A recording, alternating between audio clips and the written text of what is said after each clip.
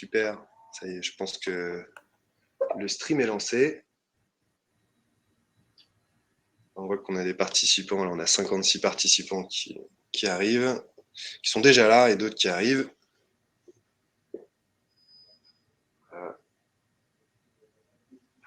Ok. Bien, bonjour à tous. Bonjour.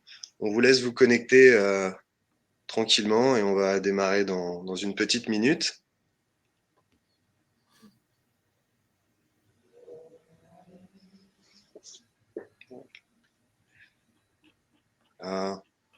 Bonjour à tous.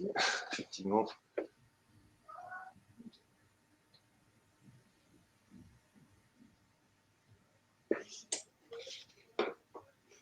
« 61 participants.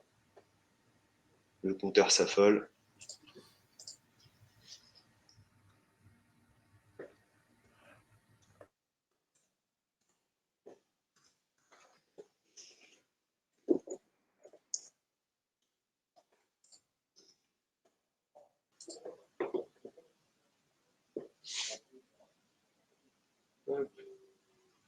Allez, on va pouvoir démarrer.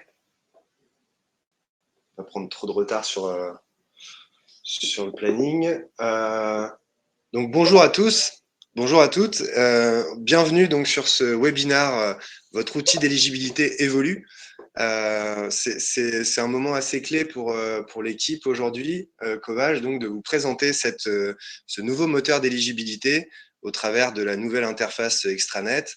C'est vraiment une belle opportunité pour nous et d'être à l'écoute aussi de vos feedbacks, de vos retours. C'est vraiment un événement qui s'y prête et on est ravis de vous présenter tout le travail qui a été fait autour de la refonte du moteur d'éligibilité. C'est un travail qui a déjà été présenté au cours du webinaire début février. Et ce nouveau webinaire met un point d'honneur en fait à tout le projet d'éligibilité, à la refonte du moteur, en justement vous présentant aujourd'hui le nouvel extranet qu'on vous met à disposition. Et donc voilà, on va démarrer à présent les présentations des différents acteurs de ce webinaire. Donc bien sûr, on a Denis Tessier qui nous accompagne et qui va nous toucher quelques mots d'introduction en tant que directeur marketing et communication. Moi-même, product owner sur la partie SI et responsable du delivery SI. Jonathan Sifka, qui a œuvré pendant plus d'un an maintenant sur la refonte de ce moteur d'éligibilité, y compris sur l'aspect back et front, hein, dans les grandes lignes. Et bien sûr Quentin Carle qui a, on va dire, épaulé aussi Jonathan sur ce projet, sur toute la partie extranet, donc qui a suivi les spécifications en amont, qui a suivi les développements et qui était très actif sur la phase de test et de recettes. Donc aujourd'hui, il nous fera quelques démos de cas d'usage de ce nouveau moteur et de cette nouvelle interface extranet. Voilà, donc je passe la main à Denis qui va nous introduire un petit peu ce sujet. Et puis, alors juste avant que je passe la main, je rappelle les règles un petit peu de ce webinaire. Donc, on a sur la droite, en bas à droite, vous voyez un onglet questions. Donc, n'hésitez pas à nous poser des questions, bien entendu, en utilisant cette fonctionnalité. Et moi, je me charge tout au long de ce webinaire donc de jouer le rôle de modérateur, hein, donc de sélectionner les questions auxquelles nous répondrons en fin de webinaire. On se laissera 10 minutes, un quart d'heure pour ce jeu de questions-réponses et avoir un échange avec vous constructif.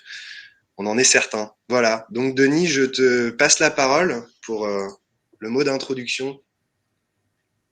Merci beaucoup. Bon, je ne vais pas être très long, vous inquiétez pas, hein, ce n'est pas mon intervention qui est le cœur du webinaire. Je voulais juste quand même déjà remercier les équipes qui ont travaillé sur ce projet, qui est un projet de longue haleine. Finalement, c'est la concrétisation de presque un an de travail. Il y a ce que l'on va vous présenter aujourd'hui, qui est un peu finalement le sommet de l'iceberg, et puis il y a tout le travail qui a été mené en sous-jacent sur les fondamentaux de notre outil d'éligibilité. Je pense qu'il y a un point à rappeler dans les fondamentaux finalement de ce que veut être Covage aujourd'hui. c'est être un des leaders sur l'expérience client. Et je pense que sur ce sujet particulièrement, et notamment au travers de l'outil qu'on va vous présenter aujourd'hui, hein, qui est dans la droite ligne de l'outil COSC que vous plébiscitez pour vos passages de commandes et puis pour l'ensemble des interactions que vous pouvez avoir avec les équipes historiquement de COSC et de Covage aujourd'hui. Notre objectif est toujours de vous apporter des solutions de plus en plus complètes. Et c'est ce que vous allez voir aujourd'hui, c'est la concrétisation à la fois des réflexions qu'on a eues de notre côté sur la manière de traiter l'éligibilité et aussi de la prise en compte de toutes les remarques que vous nous avez faites sur vos attentes pour améliorer aussi la qualité des recherches et la manière de chercher finalement une éligibilité avec les outils COSC. Le dernier point, c'est que finalement, c'est aussi le sommet de l'iceberg, parce que ce qu'on vous présente ici, c'est l'IHM, c'est l'interface avec laquelle vous pouvez jouer et que vous pouvez toucher. Dans la réalité, il y a tout un travail complémentaire qui est fait également en API, ça nous tient à cœur.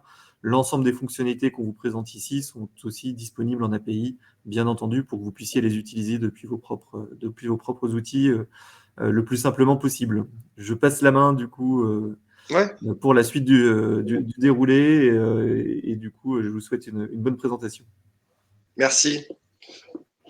Donc effectivement, on va poursuivre avec la présentation rapide du sommaire, hein, vous avez eu le temps de le lire, mais Jonathan va démarrer en tout cas ce premier point avec l'origine du projet, rappeler les besoins, les contraintes identifiées à l'époque et ce que l'on a souhaité vraiment améliorer dans cette refonte du moteur d'éligibilité, puis la méthodologie, quelques points autour du cuivre vers la fibre, des fonctionnalités, et ensuite Quentin qui pourra intervenir sur la démonstration, puis les 10 minutes, 10 minutes, un quart d'heure de conclusion et d'échange qu'on aura ensemble. Voilà, donc je te passe la main, Jonathan.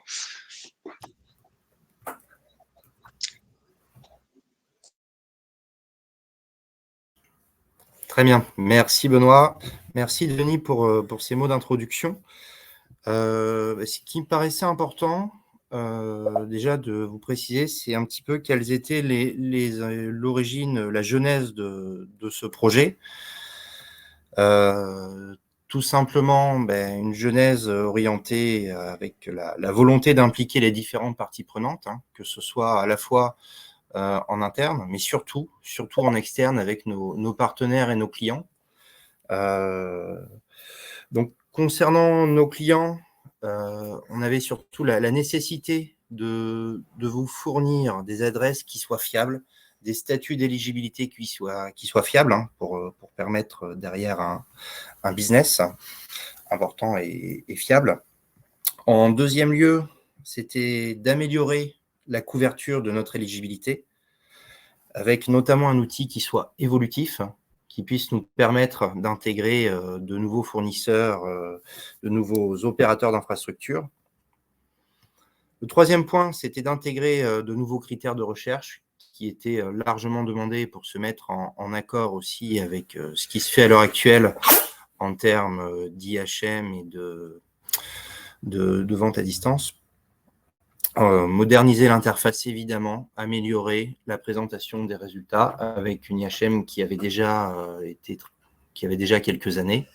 Et enfin, l'apport d'une fonctionnalité clé qui est la navigation cartographique, la possibilité de rechercher son point de livraison sur une carte directement. En interne, évidemment, avec l'intégration de COSC au sein du groupe Altitude, donc COSC qui est devenu Covage maintenant, l'objectif principal, c'était de pérenniser notre expertise d'éligibilité et justement d'internaliser tout un tas de compétences qui pouvaient être confiées à des tiers, de disposer évidemment d'un outil qui permette de consolider l'éligibilité sur les différents opérateurs d'infra, sur les différentes technologies, tout en respectant et en intégrant les process interop, donc être multi-provider, multi-techno, et enfin d'intégrer des réseaux d'opérateurs d'infrastructures tiers de façon à améliorer la couverture. Finalement, un des gros challenges qu'on s'est mis sur ce projet, ça a été d'impacter à minima nos clients notamment en raison de notre fonctionnement très largement majoritaire en API. La volonté, ça a été de ne pas modifier ou de modifier à minima les payloads qu'on pouvait vous retourner. Donc, ça a été vraiment la contrainte principale de ce projet et qui a pu nous offrir quelques aléas, mais ça sont les joies de l'informatique. Évidemment, on vous propose aujourd'hui des nouvelles fonctionnalités que vous pourrez développer de votre côté par la suite. Concernant la manière dont a été conçue cette nouvelle IHM et au-delà de l'IHM, tout le nouveau moteur, évidemment, on a impliqué un maximum les parties prenantes, que ce soit avec nos équipes, que ce soit avec un certain nombre de partenaires. On a effectué des ateliers, on a des interviews aussi avec des utilisateurs finaux, des gens qui faisaient des éligibilités manuelles chez nos clients, ce qui nous a permis d'identifier derrière un certain nombre de parcours, un certain nombre de cas qu'on a souhaité améliorer pour vous proposer dans une logique d'amélioration continue aujourd'hui, c'est cette IHM. Petit point concernant un petit peu la conception technique. Ce qu'il faut avoir en tête, c'est qu'on a réalisé un vrai changement de paradigme. Avant, l'ancienne éligibilité était surtout orientée autour d'un référentiel qui s'appelle CETIAR, un référentiel qui était orienté sur le cuivre. On y a, je dirais, finalement, ce référentiel maître, on l'a mis un petit peu en recul au profit d'autres référentiels plus modernes, plus fiables et plus orientés sur la logique de la livraison de fibres optiques, notamment avec les IPE et l'intégration de la BAN. Ce qui fait qu'on a eu un certain nombre de changements assez importants au niveau du moteur et de tout le bac.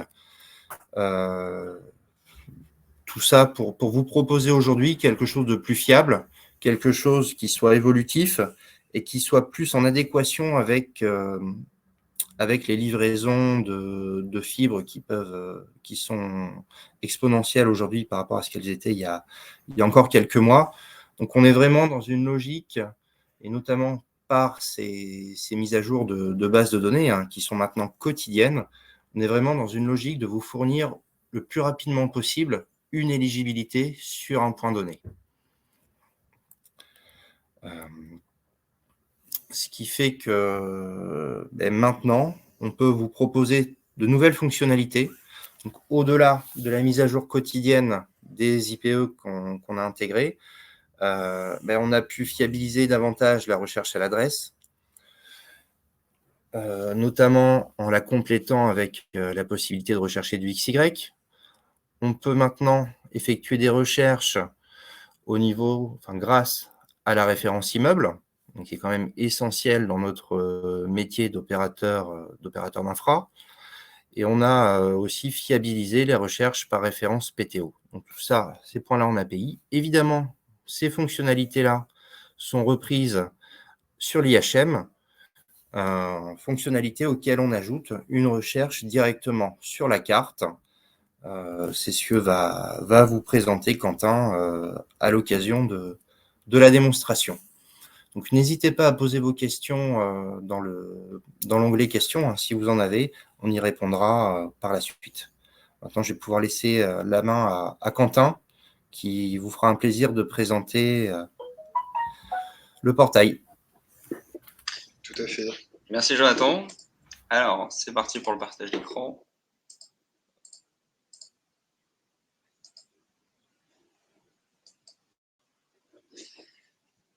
Donc là, normalement, ça devrait arriver de votre côté. Alors, concernant l'éligibilité, donc on la retrouve toujours au même endroit, sur le volet de gauche, onglet Eligibility. Et là, on arrive sur une interface complètement refondue de A à Z, qui se découpe en 3 étapes. Donc la première étape, ça va être la recherche de points d'adresse. donc de deux manières, soit par navigation cartographique, soit via le panneau de recherche avancé. Ensuite, seconde étape, ça va être la sélection d'une référence immeuble ou d'un numéro de téléphone pour l'éligibilité cuivre sur le point d'adresse connu en base. Et troisième étape, donc, c'est l'affichage des résultats et le passage de commande. Donc, je vais revenir sur chacune des étapes. Donc, la recherche via le panneau de recherche avancé, on peut soit passer par le l'entonnoir d'adresse avec le code postal, la commune, le nom et numéro de rue, la recherche par numéro de téléphone qui existait déjà, et la recherche par référence OTP qui existait également déjà. Nouveauté, du coup, annoncée dans cette nouvelle interface, la recherche par référence immeuble et la recherche par coordonnées GPS, X, Y, X, latitude, longitude. Et petit teasing pour les nouveautés qui arriveront prochainement, la recherche également aussi par numéro série. Donc là, une fois qu'on est là, on va pouvoir présenter aussi l'interface au niveau de la carte. Donc, troisième partie de cette nouvelle fenêtre. Donc, quelques petites fonctionnalités, le zoom in, zoom out. Donc, ce qui nous permet de naviguer assez facilement sur la carte. La possibilité également de passer en vue satellite, ce qui est plutôt intéressant pour rechercher en conditions réelles le bâtiment qui nous intéresse. Et également la possibilité donc d'obtenir la position par géolocalisation. Donc, ce qu'on va faire maintenant, après avoir présenté tout ça, c'est qu'on va tester un cas d'usage. Donc là, je vais prendre le cas d'une adresse qui est éligible à la fois fibre dédiée, fibre mutualisée et DSL. Alors, pour ce cas, je vais utiliser l'adresse suivante, donc le 76 130 à Mont-Saint-Aignan.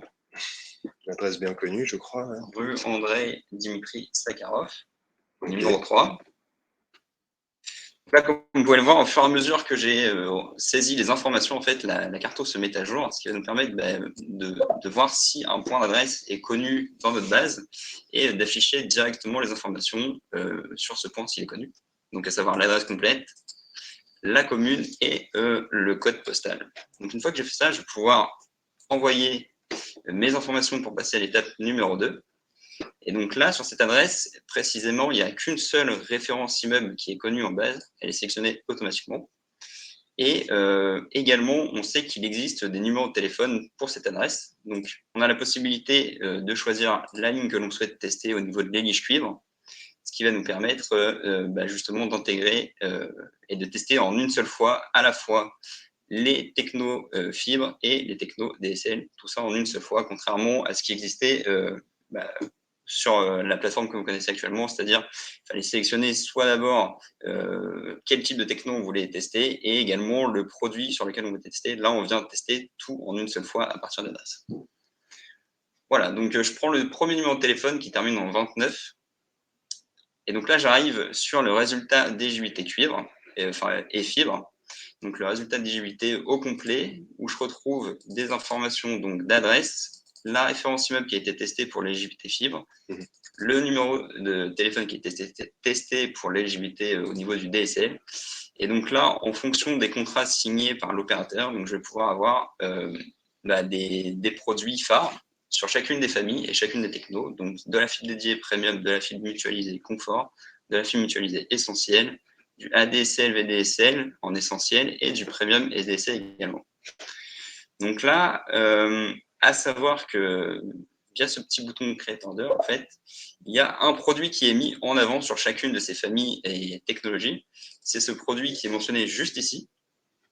Et donc ça, en fait, c'est le produit, par défaut, ça va être le produit offrant le meilleur débit éligible à l'adresse.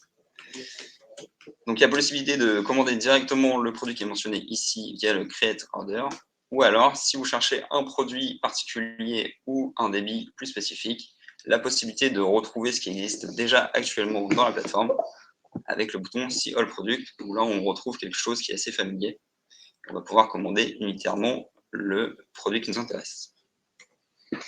Donc ça, c'était pour le premier cas que je voulais vous présenter. Ce qui est plutôt pas mal avec ce flux d'Ariane, c'est qu'on peut naviguer, quelle que soit l'étape où on se trouve, et revenir aux étapes précédentes sans avoir à tout recommencer depuis le début.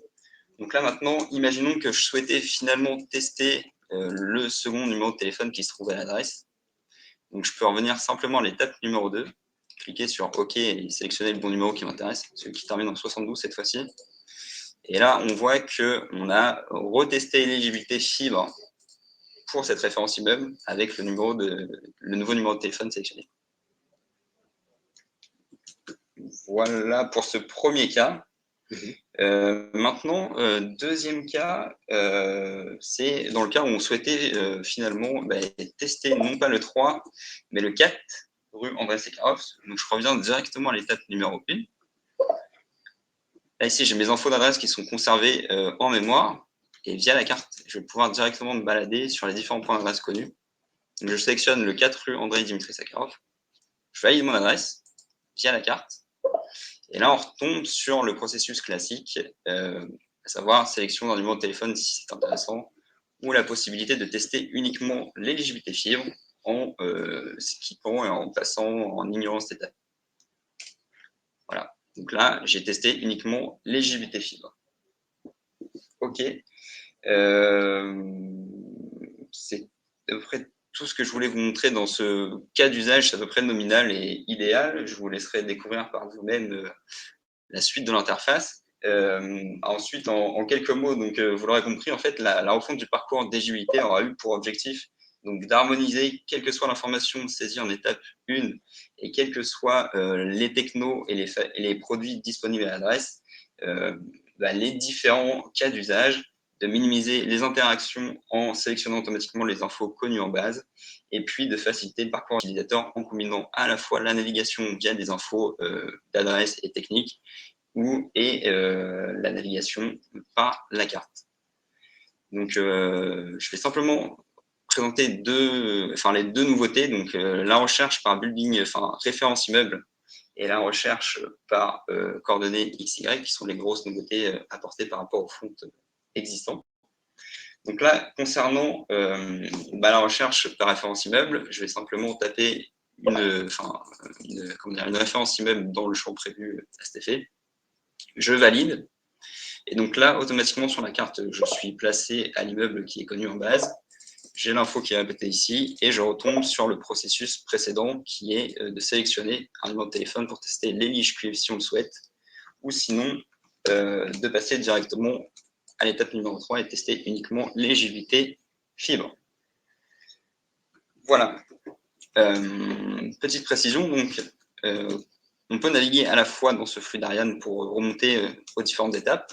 J'ai aussi la possibilité de cliquer sur le menu navigation de gauche, éligibilité, qui lui va me permettre de revenir à l'étape initiale avec des infos complètement reset. Et là, on va pouvoir tester justement l'éligibilité par coordonnées XY. Donc, ce que je vais faire, c'est que je vais simplement saisir des coordonnées YX, donc Y pour latitude et X pour longitude. Cliquer sur rechercher. Et donc là, automatiquement, j'ai la carte qui va se positionner au bon endroit et qui va me ficher automatiquement tous les points d'adresse connus en base sur lesquels on va pouvoir tester l'éligibilité. Je vais prendre celui-ci par exemple, donc le 1 place Breteuil. Et donc là, on retombe exactement dans le cas qu'on a présenté précédemment. Et j'ai la possibilité également de ressaisir un numéro de téléphone si je veux tester l'élige DCL, ce que je ne vais pas faire, et je vais simplement passer à l'étape numéro 3. Voilà, donc pour conclure cette démonstration, on va atterrir sur quelque chose que vous connaissez assez bien, c'est le passage de commande. Donc comment ça se passe? J'avais évoqué qu'il y avait deux possibilités, soit via le create order, soit en allant chercher le produit qui nous intéresse dans le COL product. Donc là, je vais prendre le create order, donc je vais commander de la fibre mutualisée en confort, en 20 mégas, qui est le maximum éligible à l'adresse. Je create l'order.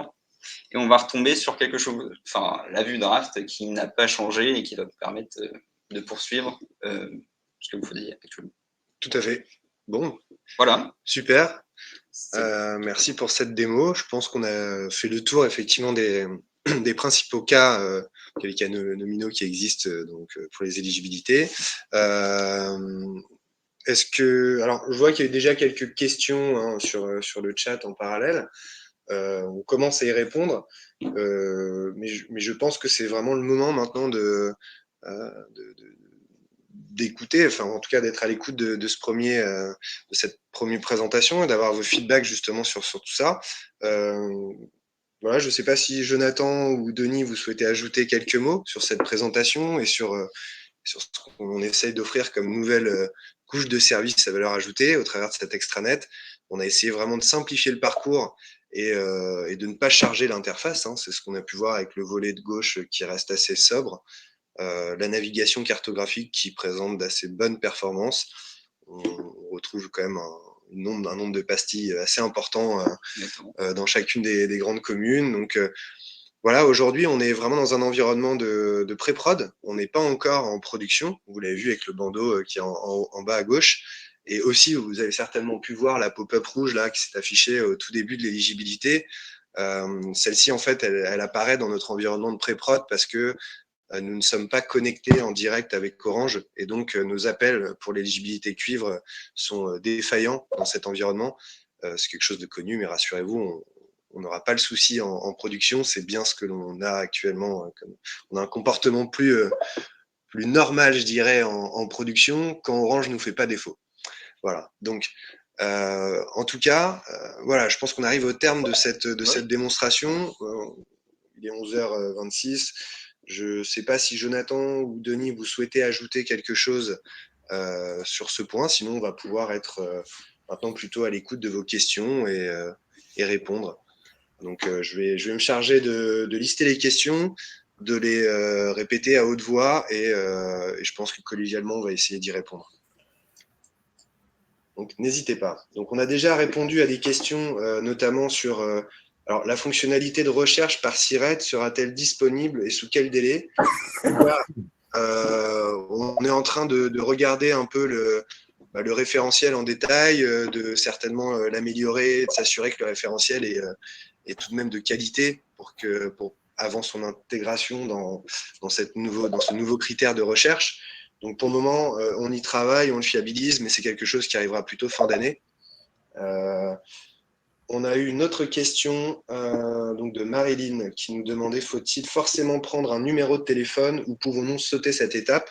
Donc effectivement, quand on a déclaré notre adresse, on peut passer l'étape d'éligibilité cuivre. Voilà, il y a un bouton dans le volet Next en bas à droite du volet qui apparaît et qui vous contraint pas à choisir un numéro de téléphone.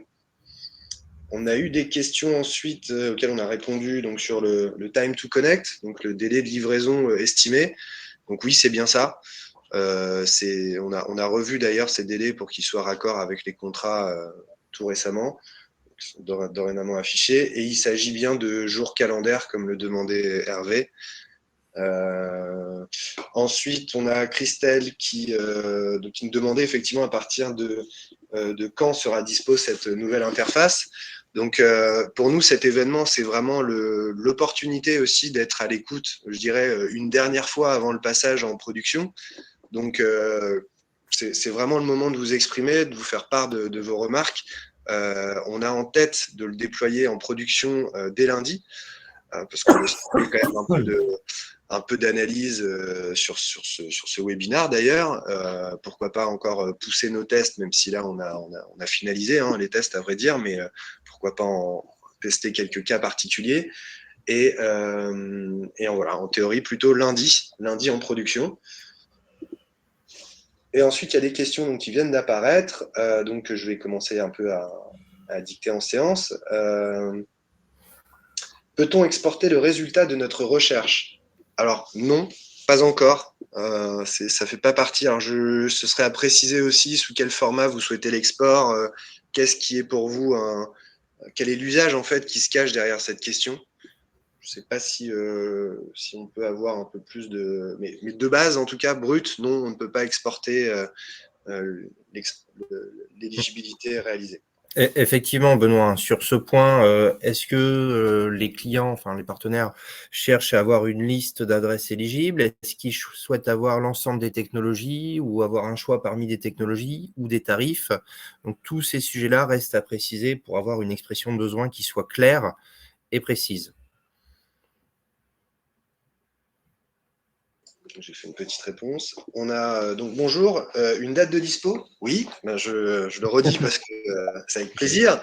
Dès lundi, en théorie, en prod. En théorie, même c'est acté comme ça aujourd'hui dans nos équipes. Lundi, c'est la prod, sauf si il y a une super opportunité ou une super amélioration que vous pourriez nous proposer là et qu'on a quelques jours pour la développer et que voilà. Donc, en tout cas, c'est lundi. Cela sera mutualisé sur l'API COSC. Alors, bien entendu, en fait, tout le front qu'on vous a présenté se base sur des appels API. Donc, vraiment, on a une interface graphique qui s'appuie sur l'API. Et notre moteur Teflon, enfin, pardon, le nouveau moteur d'éligibilité qu'on a présenté précédemment, a justement ce rôle clé. Et c'est bien toute l'architecture même de la plateforme Covage qui est ainsi aujourd'hui.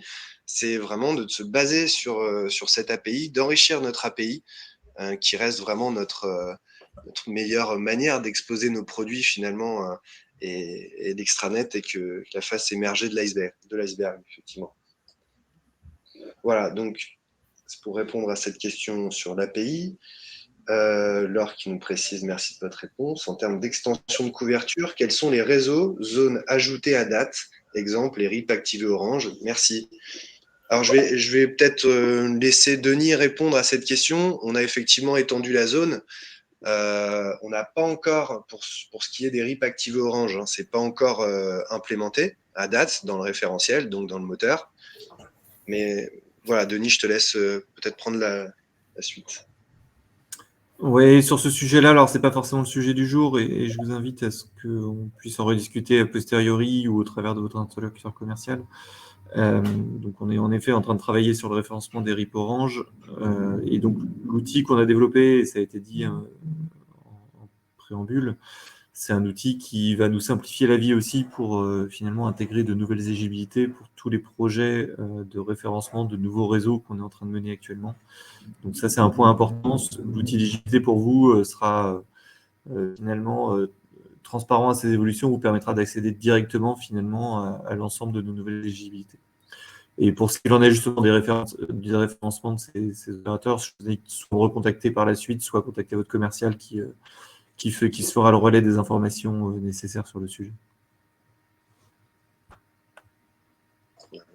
Très bien. Ok, merci Denis. On poursuit avec une question de Arthur. Oui, alors de ce que je vois, j'imagine que les tarifs ne sont pas affichés après avoir passé notre commande en fonction de l'offre commandée. Est-ce que ça sera le cas plus tard? Alors oui, ce sera le cas plus tard. À date, on reste un peu sur l'ancienne approche historique, mais on est en train, comme vous le savez, avec les équipes Covage et la convergence qui est en cours, de revoir cette approche. Donc, je ne peux pas encore vous donner de date, mais ça fait partie des réflexions en cours. Jean-Philippe Ribs qui nous posait la question, quand est prévue cette mise en prod? Alors, je redis lundi. Quand cela sera effectif aussi de Muriel, donc à partir de lundi. Okay. Peut-on exporter les résultats de la recherche? On en a parlé. L'éligibilité en masse sera-t-elle possible? Oui, c'est une question très importante qu'on priorise même par rapport au SIRET. On préfère enrichir l'outil d'éligibilité de cette fonctionnalité le plus tôt possible. Très sincèrement, on voit bien que c'est la suite logique à tout ce qu'on a fait aujourd'hui. C'était important de passer d'abord par la présentation de cet extranet pour après enrichir de nouvelles fonctionnalités cet extranet. Et donc, voilà, ça fait vraiment partie des nouvelles préoccupations pour conclure ce projet de refonte d'éligibilité. Donc après, il y a une question de Lucie sur les différents moteurs qui peuvent actuellement continuer à vivre dans cette phase un peu transitoire de convergence entre ex-COSC et ex-Covage. Dorénavant, donc, nous ne sommes plus qu'un et il est pour nous important d'avancer sur un unique moteur. C'est vraiment les discussions et les projets qui se cachent un peu derrière cet ensemble de présentations qu'on vous fait régulièrement. On a toute cette refonte qui est en cours et sur lequel je ne peux pas encore totalement me dévoiler, mais bientôt on reviendra vers vous avec des informations et des précisions intéressantes. Voilà. Je poursuis les questions. Cette interface intégrera-t-elle les offres Covage dès lundi? Sinon, à quelle échéance à peu près? À peu près, à l'horizon de 2022, c'est certain, à peu près. Non, on est bien sur une ambition quand même assez court terme sur ce sujet. Denis, je ne sais pas si tu souhaites préciser, si tu as des éléments à partager sur ce point. Voilà, pour notre moment, objectif aujourd'hui, pour la partie des offres Covage, clairement, ce n'est pas un sujet au niveau de l'outil d'éligibilité. Hein. Il y a pas mal de sujets réseau derrière tout ça. C'est de mettre à disposition au travers de la chaîne COSC les offres Covage d'ici fin septembre 2022. Alors, on nous demande, peut-on être bêta-testeur? Oui, pourquoi pas. Pourquoi pas.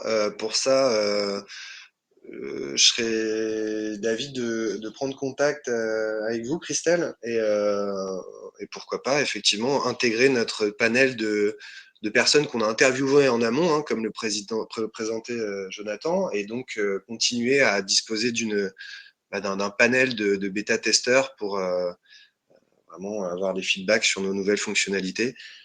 Pourquoi pas? Je vous partagerai une adresse mail sur laquelle on pourrait échanger. Je reviendrai vers vous, Christelle. Ensuite, alors ça, on a déjà répondu à cette question. Avez-vous prévu de mettre à disposition dans l'interface et fonctionnalités digitales en masse? On a déjà répondu. Excusez-moi, j'ai un peu de retard.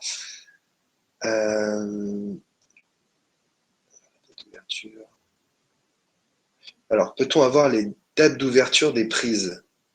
J'ai pas trop bien compris cette question, pas très bien compris cette question. Si peut-être on la précisera. La question, c'est sur les dates prévisionnelles d'ouverture des prises qui sont encore fermées. D'accord.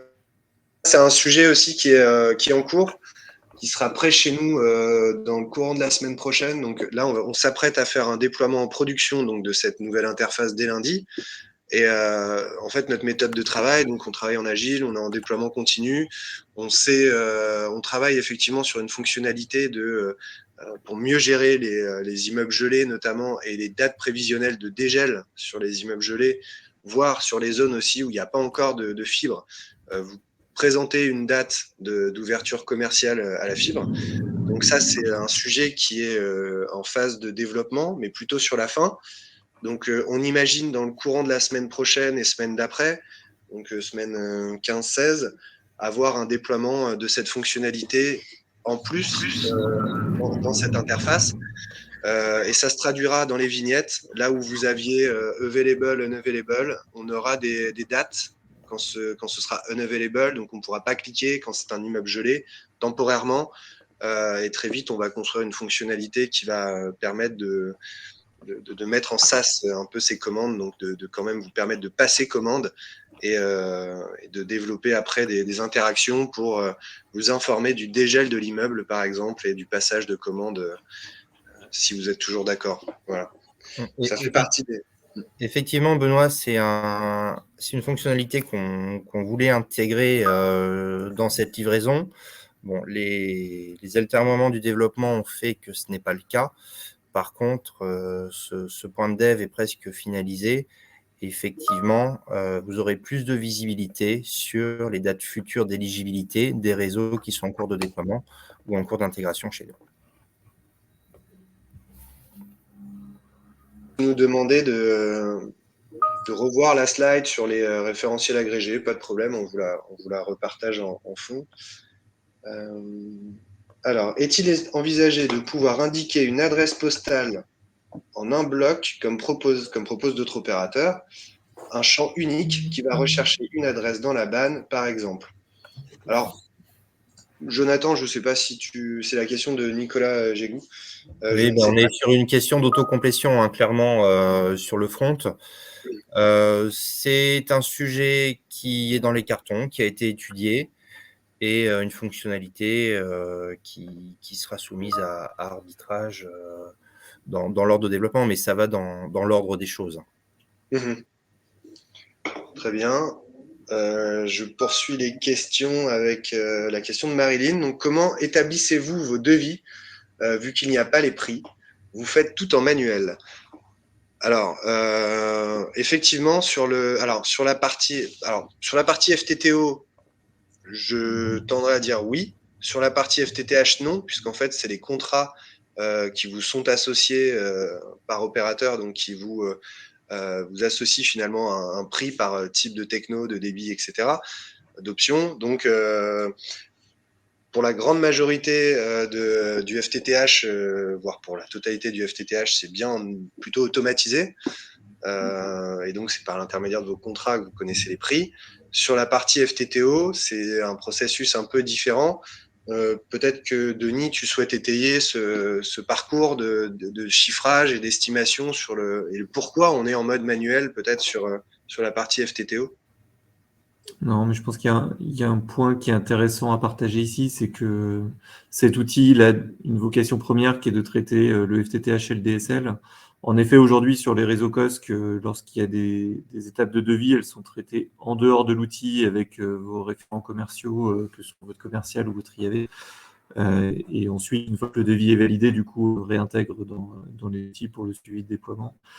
Tout ceci est en train d'évoluer et je pense que c'est un point important. Je pense que on va pas forcément faire la présentation ici, on n'a pas le temps, c'est pas le moment, mais en tout cas, notre objectif est bien d'unifier les différentes chaînes de l'éligibilité à l'exploitation du réseau en passant par la commande sur chacune de nos offres. Et donc, on est en train de travailler sur ces sujets dans le cadre du rapprochement des offres de Covage et de COSC. Et donc, n'hésitez pas à vous renseigner auprès de votre commercial si besoin. Il a tous les éléments de support nécessaires pour vous présenter la stratégie sur le sujet. Mais donc, aujourd'hui, cet outil que l'on vous présente, il gère bien l'ensemble du périmètre de COSC. À terme, cela sera amené à évoluer par rapport à nos différentes offres. Très bien. Alors, il y a une question qui a frappé notre intérêt à tous là autour de la table. C'est: les API sont-elles gratuites? Oui, elles sont comprises dans les offres et dans les contrats que vous signez finalement pour adhérer à notre catalogue d'offres et de services. Donc effectivement, c'est bien des API gratuites, il n'y a pas de surcoût spécifiquement. Pourra-t-on signaler des adresses éligibles qui ne figurent pas sur l'IHM? Alors ça aussi, on en avait parlé. Ça va un peu avec la capacité à enregistrer mes recherches précédentes. Et en gros, c'est être vraiment aller un peu plus loin dans les services que pourrait offrir ce moteur d'éligibilité, pour vous comme pour nous.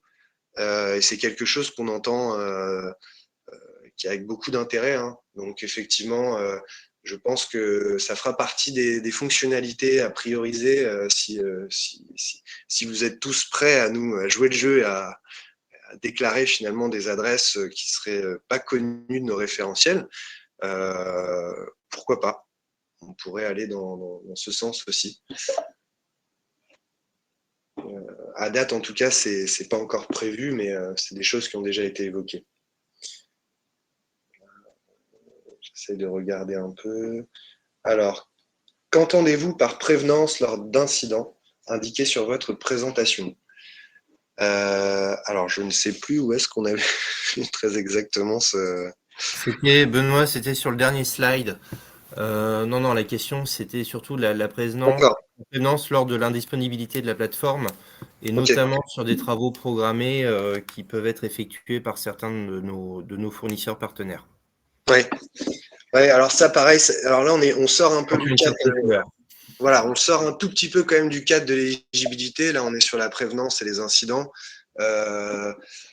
Sans faire de teasing autour de ça, l'idée, c'est d'enrichir notre API de nouveaux endpoints, donc de nouveaux points sur lesquels vous pourriez requêter l'infrastructure, donc SI Covage, afin d'identifier les incidents qui nous seraient propres et aussi qu'on vous relaie les incidents de nos providers, de nos fournisseurs type Orange ou autres, Donc, je pense au DERCO, aux travaux programmés qui peut arriver chez nos opérateurs d'infra, qui nous génèrent forcément parfois de l'interruption de service. Et dans ce cas-là, qu'on ait un meilleur chaînage des événements et que vous ayez la capacité d'avoir cette information au travers de l'API. Encore une fois, on sort vraiment du webinaire d'aujourd'hui, mais je tiens à y répondre. C'est quelque chose qu'on a en tête et on va y travailler aussi.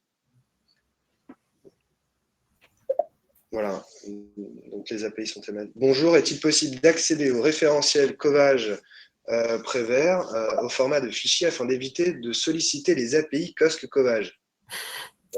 Non, pas du tout. Voilà. Pourra-t-on signaler les adresses éligibles qui ne figurent pas? On l'a dit. Parfait. Ok, je pense qu'on a fait le tour. Pour les adresses sans numéro dans nos bases, comment ont-elles été traitées par rapport au terrain où on trouve des fois des vrais numéros? Donc effectivement, ça reste des référentiels. Hein. Jonathan, je vais peut-être te laisser un peu répondre à cette question, mais les référentiels, ils ont vocation à évoluer en permanence. Donc entre ce qu'il y a dans la pratique et ce qu'on retrouve, dans la théorie et ce qu'on retrouve dans la pratique, effectivement, il y a des écarts. Maintenant, voilà. Effectivement, nous on a voulu se baser sur le référentiel de Laban parce que c'est celui qui a vocation à être de plus en plus fiable et celui qui est poussé par l'ensemble des services de l'État et l'ensemble des administrations. Derrière, on sait très bien qu'il y a la vraie vie. Et c'est aussi pour ça qu'on a aussi voulu récupérer tout un tas d'adresses en matchant au maximum avec le CETIAR et surtout pour certains de nos fournisseurs en privilégiant les relevés de boîtes aux lettres effectués sur le terrain qui sont quand même ce qu'il y a de plus fiable au final. Ouais, donc c'est en lien effectivement aussi avec la fonctionnalité d'enrichissement d'adresses non trouvées. Exactement. Donc ça met un peu d'eau à ce moulin. D'accord. Serait-il possible de faire un référencement sur la création d'un nouveau bâtiment? C'est à peu près dans la même idée. Donc effectivement, on entend qu'il y a un vrai, en tout cas une vraie participation, une vraie proposition en tout cas d'enrichissement de votre part. Donc c'est quelque chose qu'on va écouter et qu'on va mesurer, je pense, avec beaucoup d'attention, Jonathan et Quentin, pour essayer d'intégrer ce genre de fonctionnalité d'ici peu. Ouais. Ok. En tout cas, j'entends qu'il y a une forte sollicitation sur ce sujet-là. Ok. Écoutez, je crois qu'on a fait à peu près le tour des dernières questions. J'espère ne pas en avoir oublié. On a parlé des prévenances, oui, des adresses sans numéro, on en a parlé. Voilà, je crois qu'on a fait le tour. Il est 11h48. On a à peu près tenu le planning. Oui. Voilà. C'est peut-être le moment pour nous de conclure maintenant, si ça vous va. Ouais, c'est bon pour toi, Quentin, Jonathan, je vois aussi. Denis aussi. Bah, écoutez, merci beaucoup. Une fois de plus, c'était très enrichissant d'avoir vos questions et puis n'hésitez pas à continuer, en tout cas, à réfléchir, bien sûr, autour de ça. Si vous avez des projections ou des envies fonctionnelles qui ne sont pas assouvies aujourd'hui, n'hésitez pas à en faire part. Peut-être commencer par le marketing qui peut être et votre interface commerciale qui va être à l'écoute de tous ces besoins. Nous, on reste à l'écoute, on reste très attentif sur cette brique fonctionnelle qui est clé. Et on a vraiment envie de l'enrichir dans la continuité de tout ce qui a déjà été fait, qui fonctionne plutôt très bien aujourd'hui. Donc, merci encore à toutes et à tous d'être venus sur ce webinaire et à très bientôt pour un prochain et pour vous présenter la suite de nos beaux projets en cours chez Covage. Merci à tous. Merci à tous. Bonne journée, au revoir. Bonne journée. Merci, au revoir, bonne journée.